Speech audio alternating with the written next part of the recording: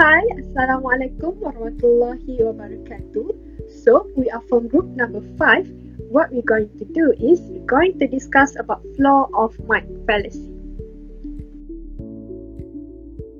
First of all, what is fallacy? Fallacy is invalid reasoning. There are many reasons why the reasoning cannot be acceptable or invalid, but today we're only going to be discuss some of it. Effects or use of fallacy are to weaken an argument or confuse by manipulating others. We may find fallacy in our daily life. For example, in an argument situation. No matter if it's a political debate, we may find fallacy. The next one is advertisement.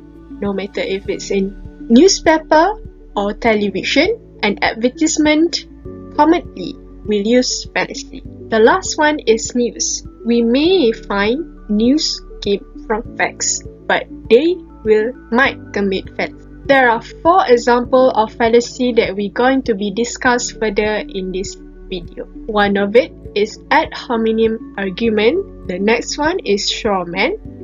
The third one is slippery slope, and the last one golden mean.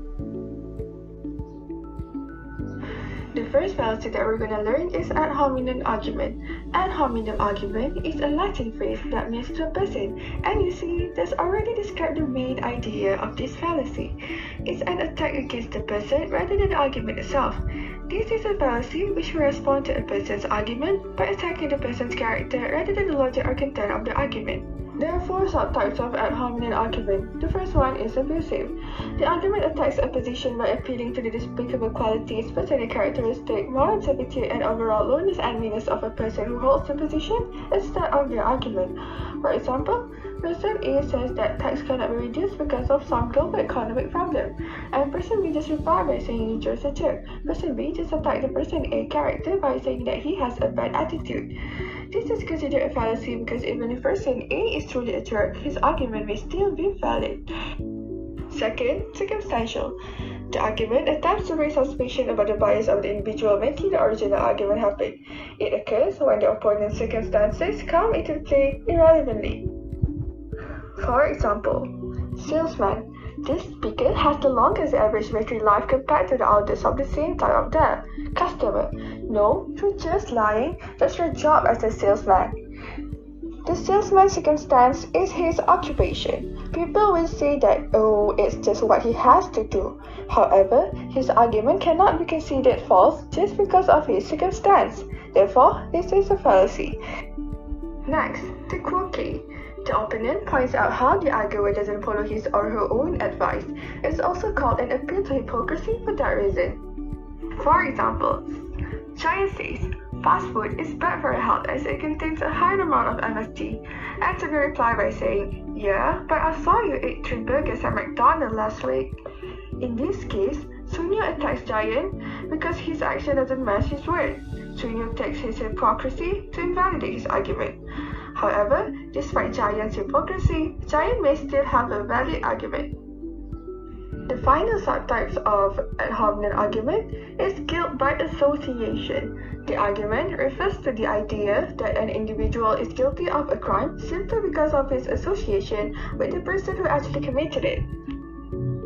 For instance, Fatima says, killing animals is immoral. Robert simply rejected her argument because he has associated Fatima with an evil person. In his mind, as IS is terrorist, he will reject all the arguments. Hence, as Fatima is associated with IS because she is simply a Muslim, her argument is invalid. This is a fallacy as the issue at hand is not even discussed. Now we're done, remember? Attacking the person's character and not the argument is what we call the ad hominem fallacy. Lesson finished. Strawman fallacy is an informal fallacy. It is unlike formal fallacies. Informal fallacies are difficult to spot because there are so many ways to have insufficient, irrelevant, or ambiguous evidence which fails to guarantee the definite conclusion. A definition of a strawman. A strawman fallacy is when someone misrepresenting, distorting, oversimplifying, or exaggerating another person's argument or position, while actually they are attacking the argument that was not presented by the opponent. Let's re-understand certain words from the definition. The first one is misrepresenting. Means that the strawman gives a false or wrong picture about the statement. Second, distorting. It means the strawman twists the words of the statement. Third, oversimplifying. It means the strawman explains or describes in a simple way that it is no longer true. And lastly, exaggerating. It means that the strawman makes something a bigger issue than it is. So they are actually giving a false or wrong statement of the opponent's claim. Some of them do it intentionally and some are unintentional. So what is the reason? The first reason is to make it easier to refute, attack, or critique as if it is the opponent's claim. And the second reason is to make the opponent's argument and position become more extreme and less acceptable. The next is typical form of strawman. First, person A makes claim Y or states his or her position. And then, person B restates person A's claim in a distorted way. And finally, person B attacks the distorted version of the claim and acts as if it is invalid. So therefore, claim Y is false.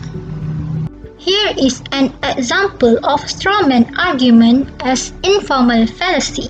CEO of Tesla Incorporation, Elon Musk, believes that driverless technology is where we should be headed, stating that it is the natural extension of active safety. And then an opponent had pointed out the case of the self-driving Uber in Arizona that failed to stop. So the accident was actually a reminder that self-driving technology is still in the experimental stage. It is not related to the original claim made by Elon Musk, and it was only a tiny detail. Therefore, this allows the opposition to refute and attack the original claim entirely.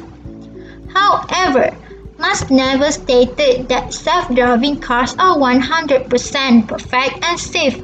He believed that they are moving towards improved safety compared to conventional cars with human drivers. There are 3 ways to counter strawman argument. But first, you need to realize and believe the objection from the opposition is a strawman argument. Then you can proceed with those ways. The first way is to challenge your opponent to justify their distorted view and explain how it is identical or related to your original claim. The second way is you could also ignore the strawman argument entirely and continue elaborating on the original point. That will move the discussion back to your point. The third way is to accept the strawman argument as it could be the best way to state the reason why it is irrelevant. For example, in the self-driving car example, you can share statistics indicating fewer accidents of self-driving cars than human-driven cars. The tips is you need to counter the strawman argument in a calm way that will allow you to get control of the topic. Slippery slope. The definitions of slippery slope: a course of action that seems to lead inevitable from one action or result to another with unintended consequences. Slope, arguments, and fallacies. Slope in critical thinking is often viewed as a logical fallacy in which a party asserts that a relative small first step leads to a chain of related events culminating in some significant effects. Arguments is a list of statements, one of which is the conclusion and the others are premises or assumptions of the argument. Fallacies Fallacies can be defined as a flaw or error in reasoning, and at its most basic, a logical fallacy refers to a defect in the reasoning of an argument that causes the conclusion to be invalid, unsound, or weak. Explanation of slippery slope. A slippery slope argument takes an initial premise and see it through a chain of consequences until you arrive at unacceptable, undesirable, or disastrous outcome. Premise A leads to B, which leads to C, which leads to D, and so on. The final result is then used to assert why the initial premise A is bad. Many young students have probably heard some variations of this slippery slope argument from their parents, which is, if you don't do your homework, you fail the class. If you fail this class, you won't graduate from school. If you don't graduate, you won't get to college. If you don't attend a good college, you won't get a good job. If you don't get a good job, you'll be poor and homeless. You don't want to be poor and homeless, do you? That is the one of the daily life example to understand this flaw of minds. Thank you. Now we are going to learn about golden mean. The golden mean represents a balance between two extreme points. The basic principle of the golden mean is moderation. By applying the golden mean, people are not expected to satisfy what other people want, but will take a moderate path rather than choosing the extreme sides. The golden mean focuses on the middle ground between two options. This means that the golden mean is not the exact middle between extremes, but the middle depends on the current situation. Next is the mean position. A mean position is a position between two other supreme positions. It is understood as a middle of the road position or compromise between two extremes. Here is an example of mean position.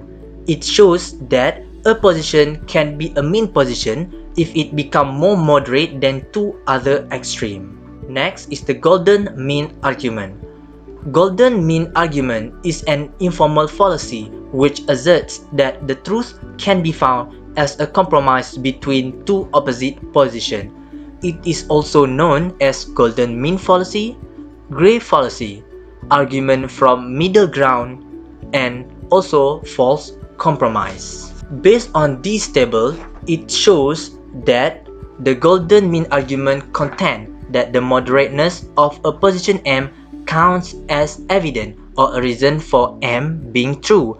So, golden mean argument claims that since M is a view between A and B, M must be true. Next, we also have golden mean fallacy.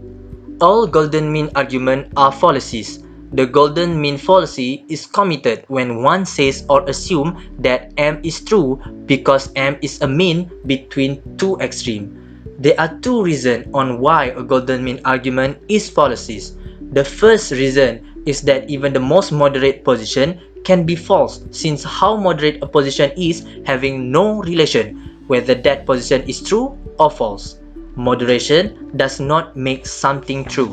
The second reason is that if every golden mean argument were true, then every proposition except the most extreme is true, including contradiction. Example. This table shows the example of a golden mean argument. Again, by referring to the situation, although the P3 is the main point between P1 and P2, it still considers as false because no one should murder anyone. So, the middle way or the conclusion does not simply show the correct decision. The conclusion is, the golden mean represents balance between 2 points, but the mean does not always be true. Lesson 3. So, before we end our discussion today, we need to know how to handle fallacies. There are 2 ways to handle fallacies. The first one is learned. We need to learn more about fallacies in order for us to trace if there's any fallacies committed by someone. The next one is avoid. We need to avoid to use fallacies even in our daily life. It is to create a harmony and healthy discussion. Thus, that's all from us. Thank you!